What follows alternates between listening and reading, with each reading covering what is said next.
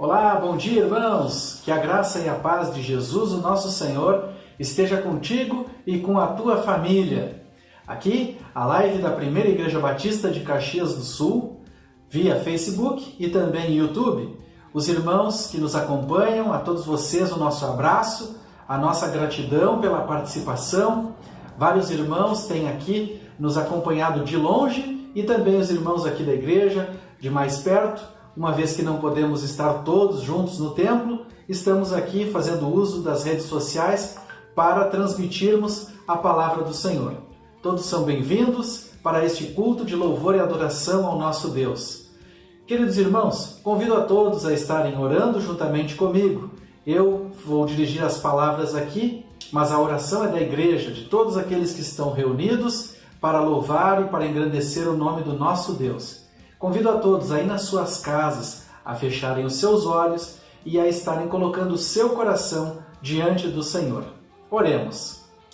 Senhor bondoso Deus, amado Pai, te agradecemos por este dia tão especial que o Senhor criou para nós. Te pedimos que este culto seja uma bênção na vida de todos aqueles que estiverem assistindo aqui ao vivo e também todos aqueles que vão assistir posteriormente nas gravações.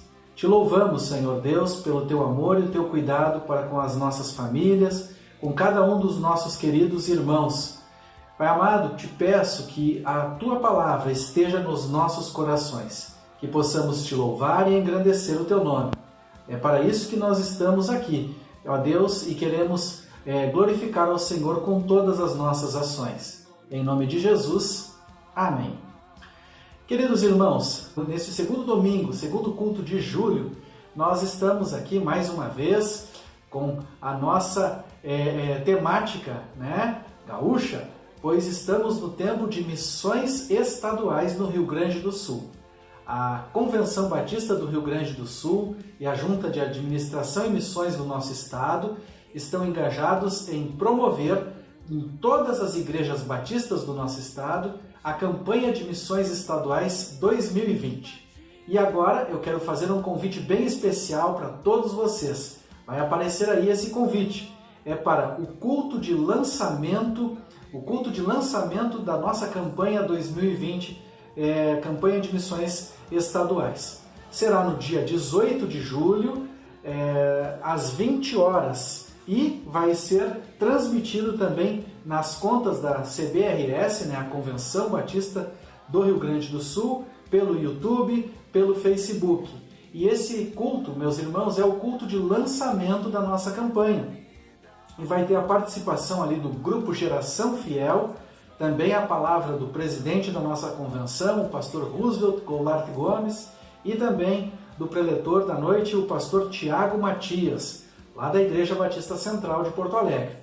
Convido a todos os irmãos, então, e amigos a estarem participando no próximo sábado à noite, às 20 horas, do culto de lançamento da nossa campanha de missões estaduais 2020. Agora, convido a todos os irmãos a estarem cantando em suas casas, louvando ao Senhor, engrandecendo o seu nome. Vamos de música agora, cantando, juntamente com os nossos irmãos Lucas e Renata, que vão dirigir os cânticos espirituais. Cantemos em louvor ao nosso Deus. Olá, irmãos, bom dia. Mais uma semana e nós aqui juntos para nós louvarmos ao Senhor. Nós vamos começar a ler, e se você puder ler o capítulo completo na sua casa, eu vou ler alguns versículos que estão lá em Salmo 116. Diz assim: eu amo a Deus, o Senhor, porque Ele me ouve, Ele escuta as minhas orações. O 2 diz: Ele me ouve sempre que eu clamo pedindo socorro. E o versículo 12, que é o versículo-chave desse hino, diz assim: o que posso eu oferecer a Deus, o Senhor, por tudo de bom que Ele tem me dado? Deus tem sido muito bondoso para conosco. Ele tem nos sustentado, Ele tem cuidado de nós, Ele tem suprido as nossas necessidades, Ele tem nos cuidado, Ele tem nos curado a cada dia. E por isso devemos só agradecer a Ele. Não temos o que falar ou fazer para agradecer ao Senhor, a não ser entregarmos a nossa vida a Ele, reconhecendo que só Ele é digno de todo louvor e de toda honra. Vamos começar agradecendo ao Senhor.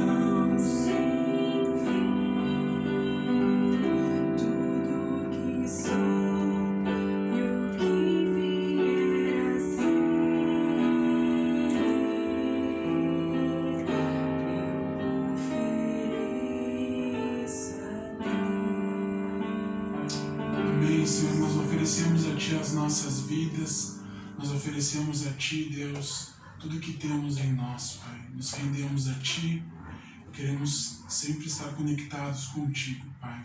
Amém.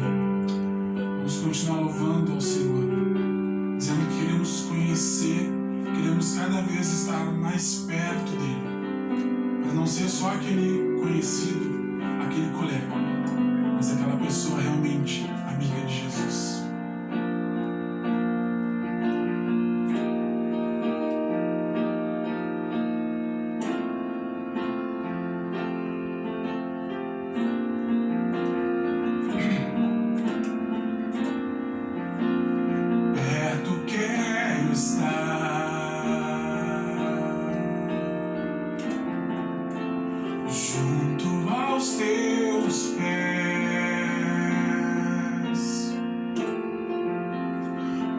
Prazer maior não há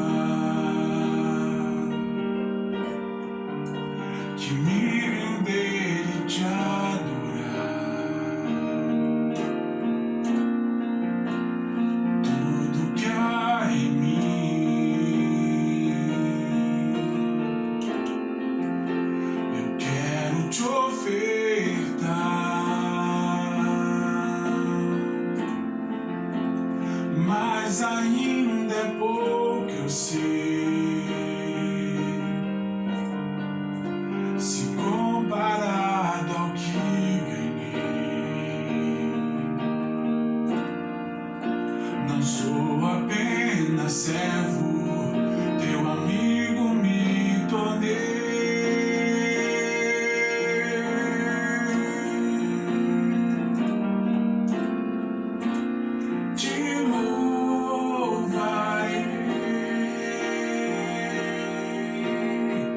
Não importam as circunstâncias, adorarei.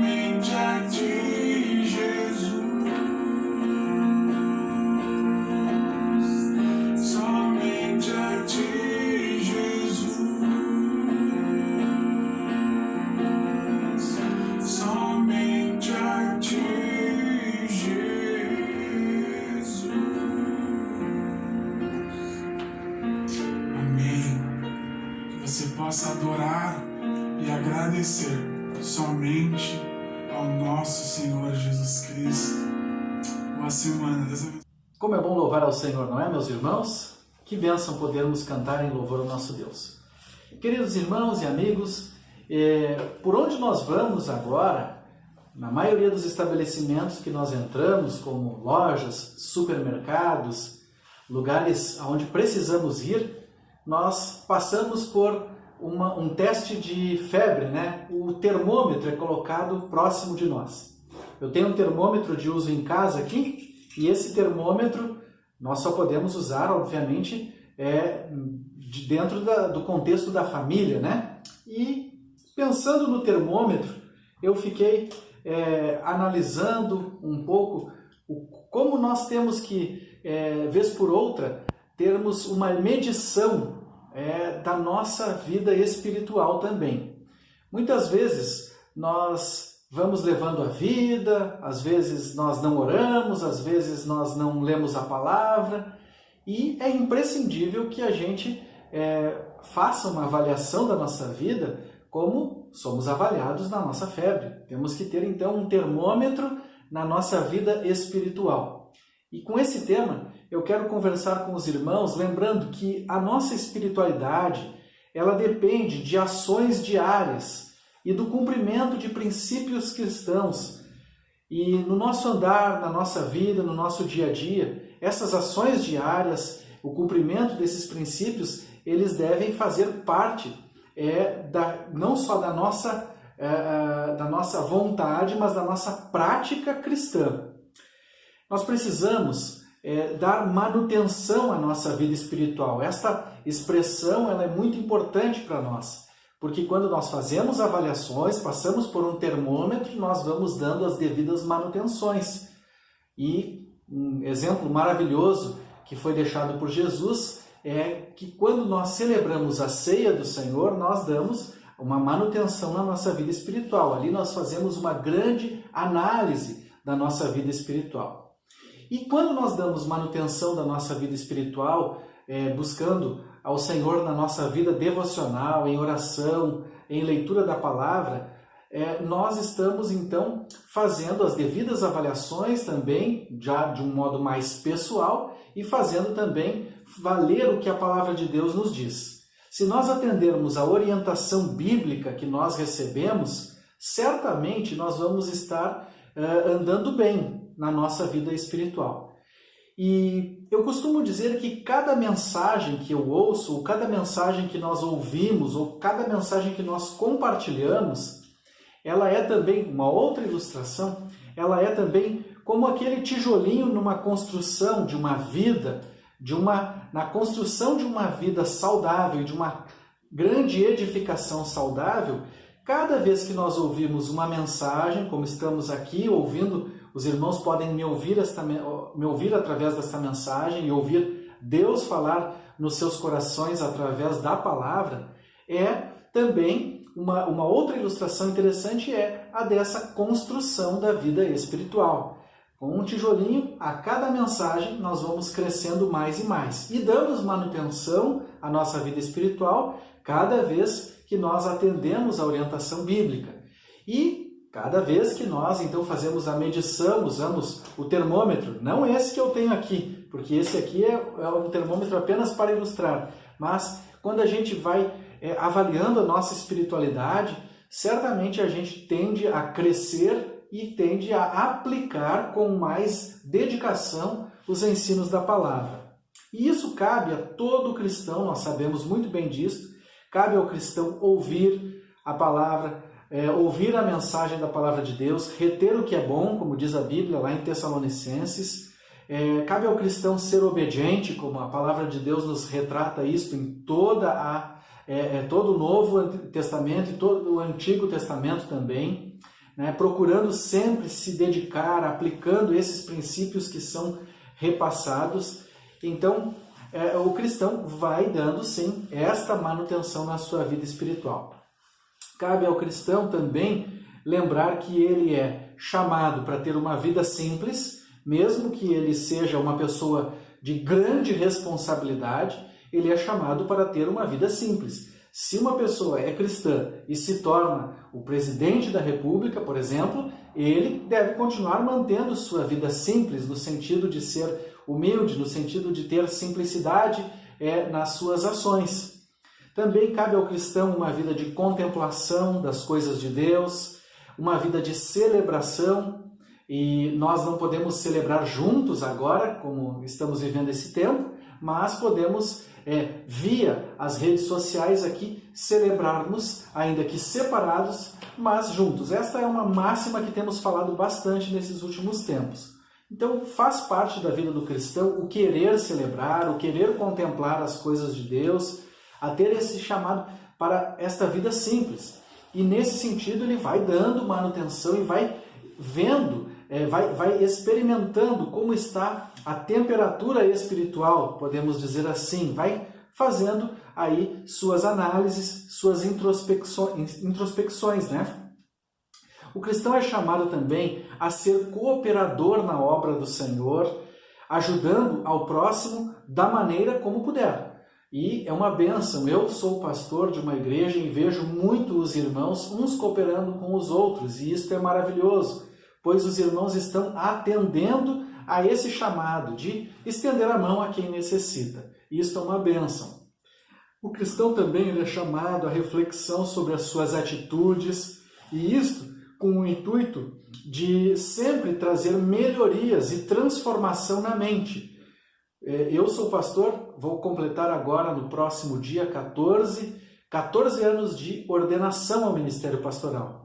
Mas não significa que eu, por ter este chamado e atender a este ministério, que eu não tenha que ter coisas transformadas na minha mente. Eu preciso deixar que Jesus vá sempre transformando a minha mente. Todas as melhorias que Ele tem para mim, eu devo então, através da obediência à palavra, fazer valer esta realidade, esta verdade do meio cristão e da vida cristã. Então, estas transformações, elas melhoram, elas resultam numa aproximação com mais santidade e uma aproximação muito maior da palavra do Senhor.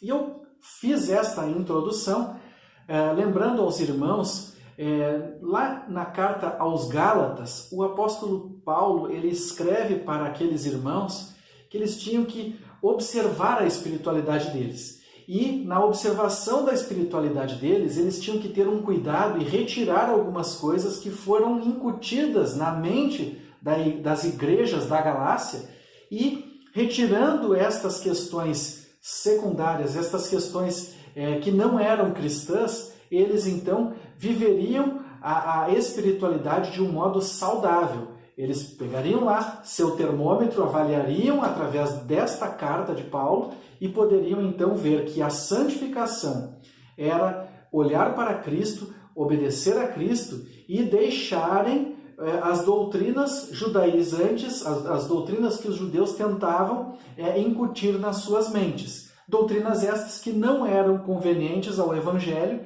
e que faziam todos os irmãos da igreja, do complexo de igrejas da Galácia, a pecarem contra o Senhor. E para meditar nisto, eu convido a todos os irmãos a abrirem aí as suas Bíblias ou também acompanharem a nossa transmissão bíblica em Gálatas, capítulo número 2, dos versículos de 11 a 21. Vou passar a ler então Gálatas capítulo 2, de 11 a 21.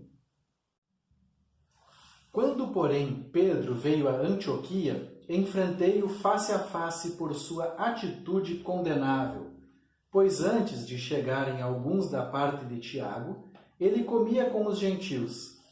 Quando, porém, eles chegaram, afastou-se e separou-se dos gentios, temendo os que eram da circuncisão. Os demais judeus também se uniram a ele nessa hipocrisia, de modo que até Barnabé se deixou levar. Quando vi que não estavam andando de acordo com a verdade do Evangelho, declarei a Pedro, diante de todos: você é judeu, mas vive como gentil, e não como judeu. Portanto, como pode obrigar gentios a viverem como judeus?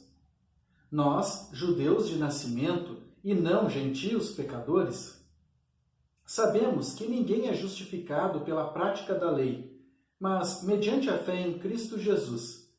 Assim, nós também cremos em Cristo Jesus para sermos justificados pela fé em Cristo, e não pela prática da lei, porque pela prática da lei ninguém será justificado. Se, porém, procurando ser justificados em Cristo, descobrimos que nós mesmos somos pecadores, será Cristo então ministro do pecado? De modo algum. Se reconstruo o que destruí, provo que sou transgressor, pois por meio da lei eu morri para a lei, a fim de viver para Deus. Fui crucificado com Cristo. Assim, já não sou eu quem vive, mas Cristo vive em mim. A vida que agora vivo no corpo, vivo-a pela fé no Filho de Deus, e no Filho de Deus que me amou e se entregou por mim. Não anulo a graça de Deus, pois se a justiça vem pela lei, Cristo morreu inutilmente.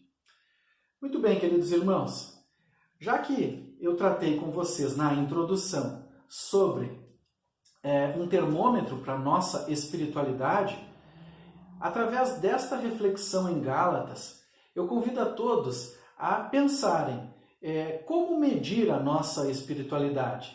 Será que nós temos como fazer uma medição, a exemplo, quando vamos medir a febre, que temos um termômetro, ou poderia ser qualquer outra aparelho ou unidade de medida? Uso isso apenas para ilustrar, porque eu e você, como crentes em Jesus, precisamos ter diariamente ou semanalmente, mensalmente, todos os anos podemos ter realmente assim uma medição da nossa espiritualidade. E como fazer isso? Então, em primeiro lugar, segundo o texto, eu convido a todos a avaliarem se realmente nós estamos sendo sinceros no nosso dia a dia, ou avaliar se há hipocrisia naquilo que nós falamos ou há hipocrisia da maneira como nós agimos.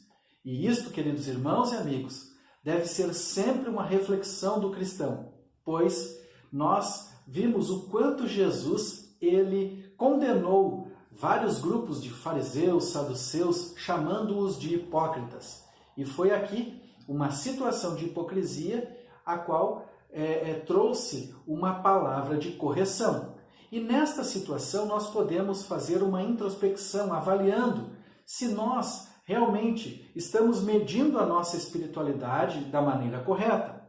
E eu convido a todos os irmãos a pensarem sobre isto. Aqui nos primeiros versículos, de 11 a 14, nós temos algo bastante interessante.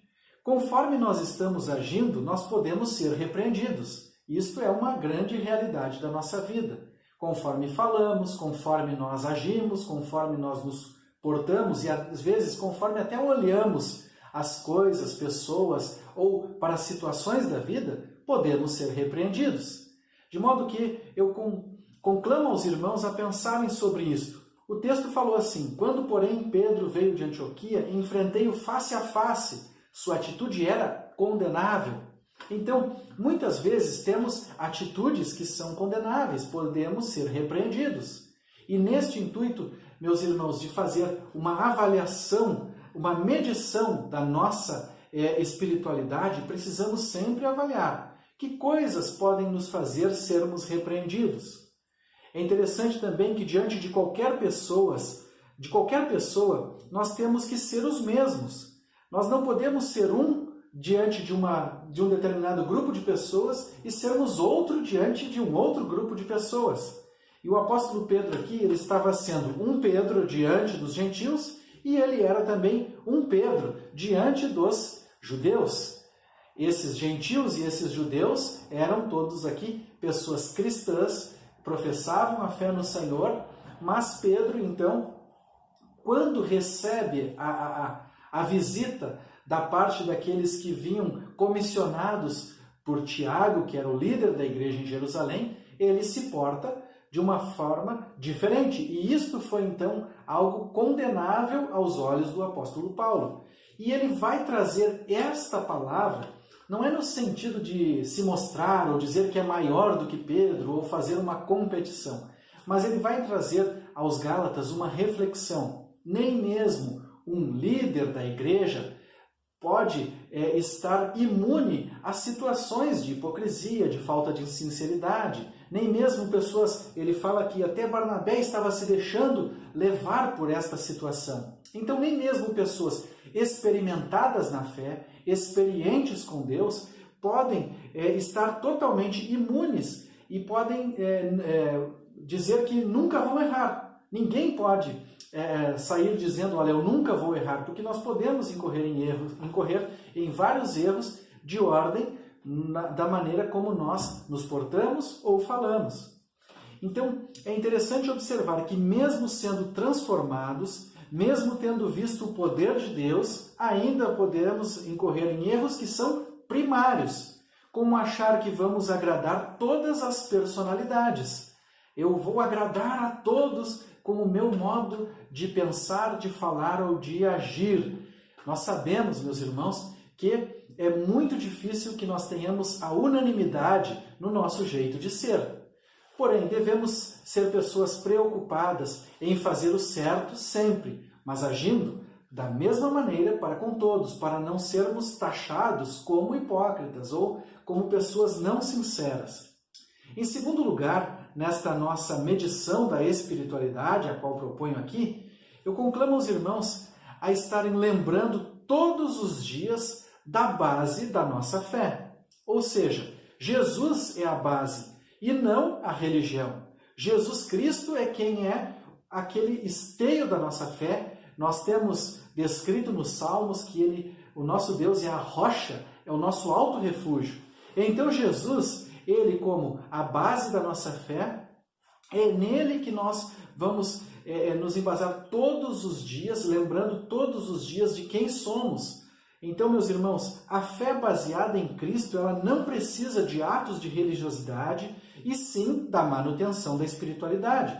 Diz o texto no verso 15, nós, judeus de nascimento e não gentios pecadores. Ali, então, Paulo está chamando com essa frase, chamando a atenção para que todos os seus leitores observassem que ele não está se preocupando com uma justificação por religião. E aí, então, no verso 16, ele vai dar o entendimento do que é a justificação do crente, a justificação de todo o povo cristão. Queridos irmãos, o texto no verso 16 é o tema central da carta aos Gálatas, e ele é destacado aqui. A questão justificação é um termo teológico, né? O ato de Jesus nos tornar justos ao ponto de podermos ir para o céu. Ou seja, esse justo aqui, esta expressão justificação aqui, o termo grego vai nos trazer a ideia de ser aceitável a Deus.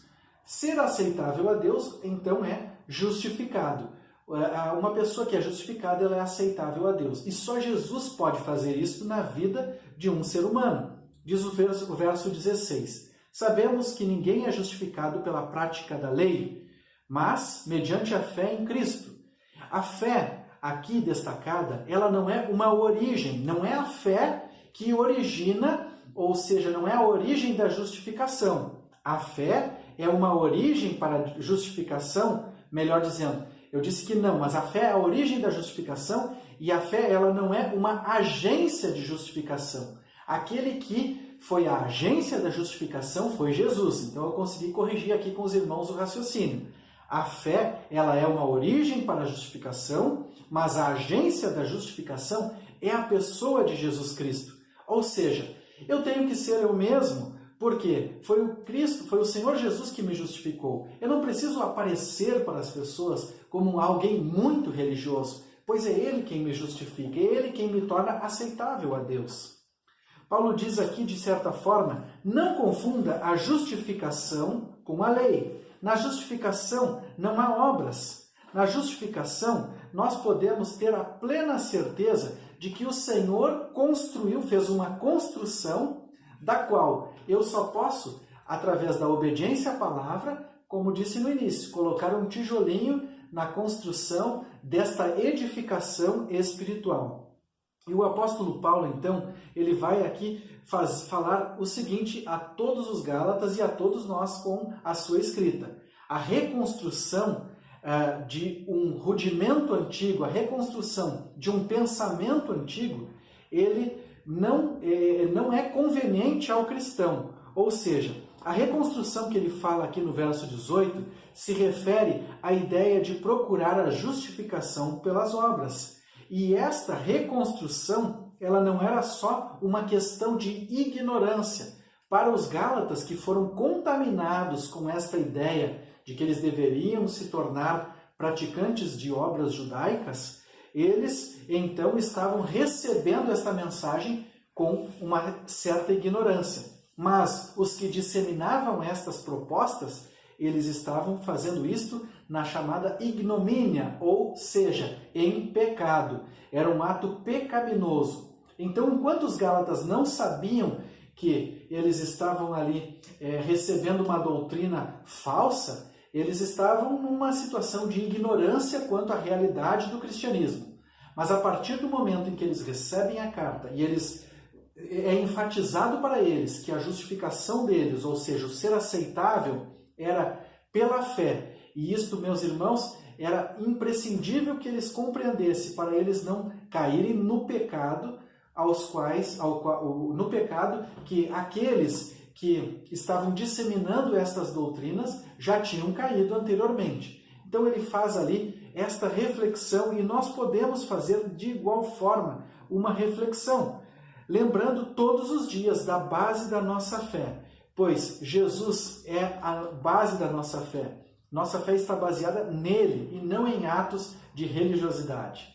Então, irmãos, com o tema da justificação, o apóstolo Paulo vai trazer aqui uma reflexão aos Gálatas para que eles se lembrassem todos os dias a base da sua fé. E eu e você podemos medir a nossa espiritualidade desta maneira, lembrando diariamente a base da nossa fé, que é Jesus, falando com Cristo, olhando para Cristo, e não termos meramente uma religião.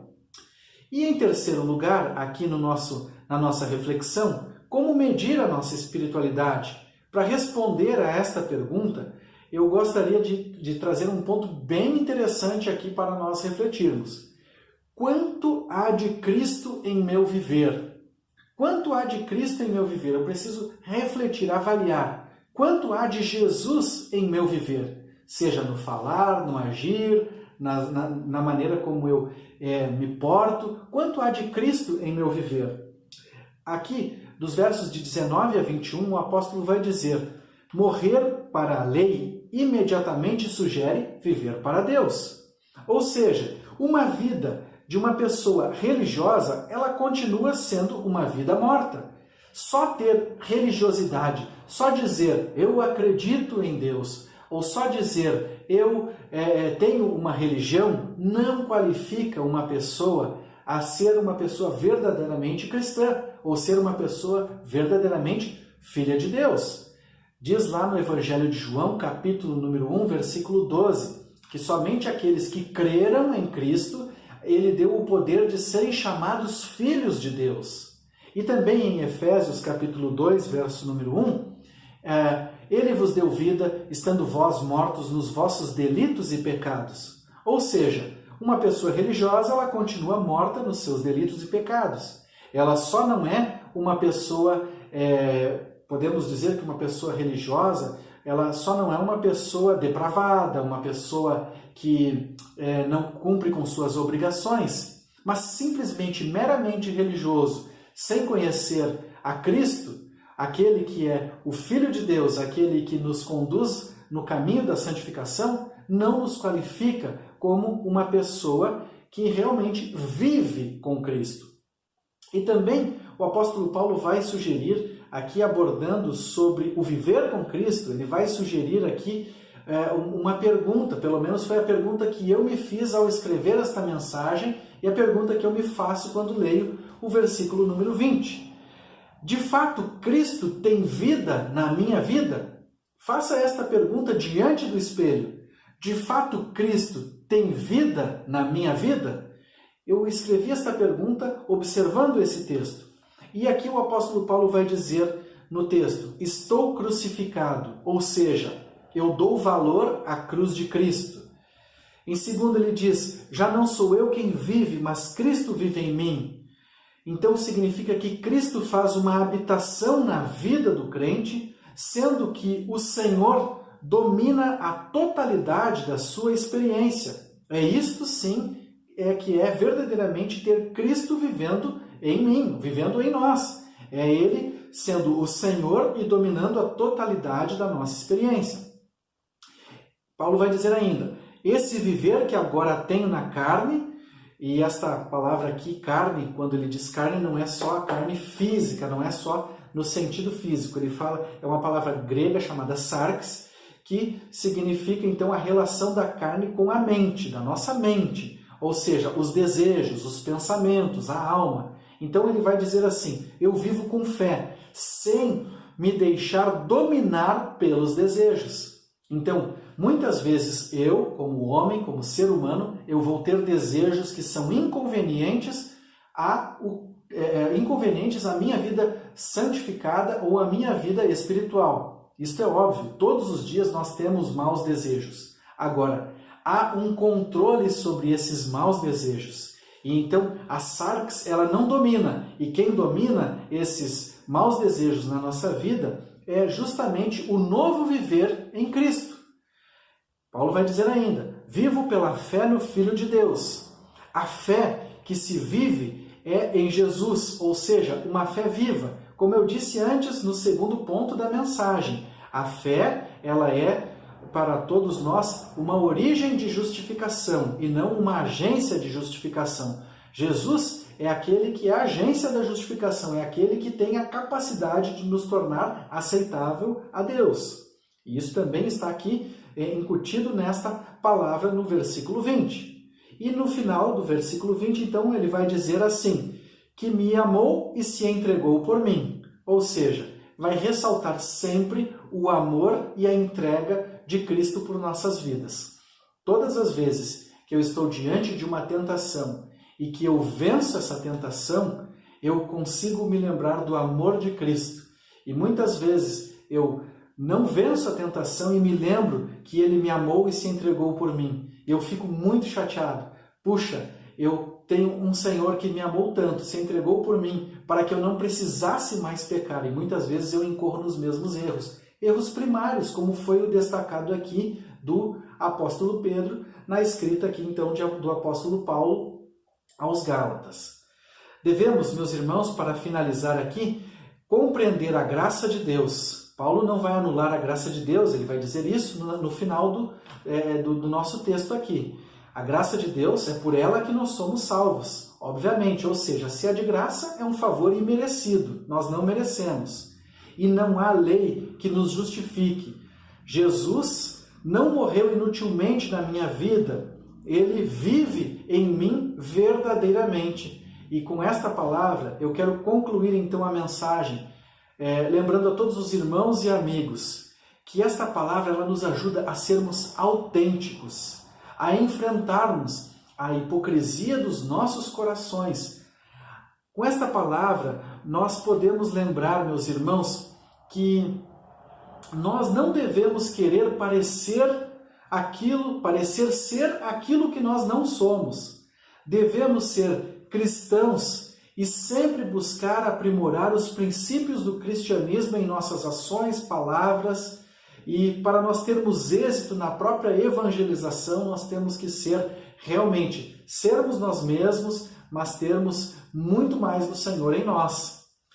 Mais do que nunca, nós precisamos, meus irmãos, lembrar que as pessoas só vão querer o Cristo que nós professamos se elas tiverem a confiança de que não apenas o professamos, mas se de fato elas comprovarem que nós vivemos com Ele e que Ele vive em nós. Concluímos assim esta mensagem, que se nós professamos a Cristo, as pessoas só terão confiança em nós se nós de fato comprovarmos que Ele vive em nós e de que nós vivemos com Ele.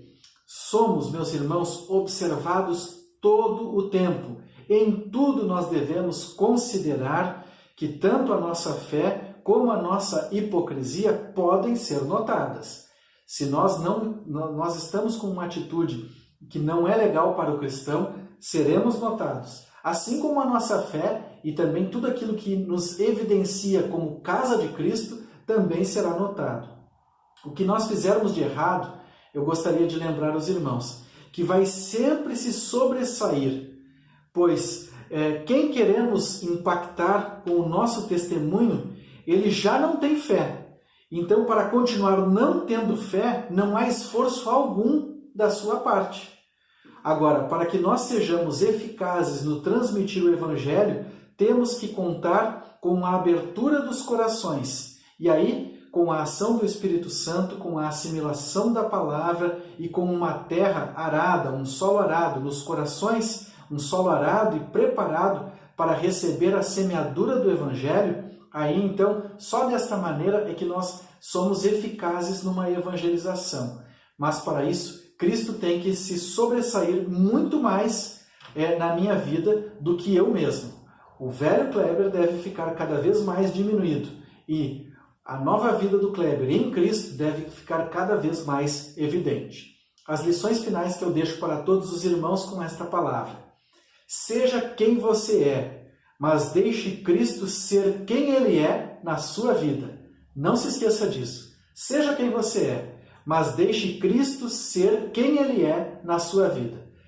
O religioso, ele tem um Cristo de estimação, um Cristo que não tem eficácia nas suas ações, porque o religioso, ele só é religioso, mas o cristão verdadeiro, ele deixa Cristo ser evidente na sua vida. Em segundo lugar, a segunda lição que eu deixo para os irmãos com a mensagem é: todas as atitudes e ações religiosas me fazem olhar para as leis humanas e deixar de olhar para Cristo. Lembre-se disto. As atitudes, palavras, ações religiosas, eu disse atitudes e ações, eu fui redundante aqui, mas isto vale para enfatizar. As atitudes e palavras religiosas me fazem olhar para as leis humanas e deixar de olhar para Cristo. E sempre que nós temos, meus irmãos, a terceira lição, sempre temos um pouco mais de espaço para Jesus viver em nossas vidas.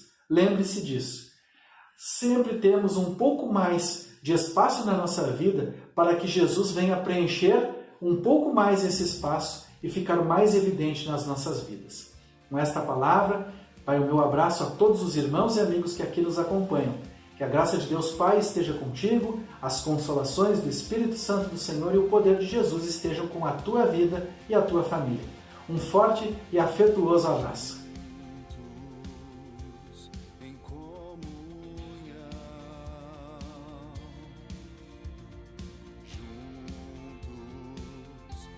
Partir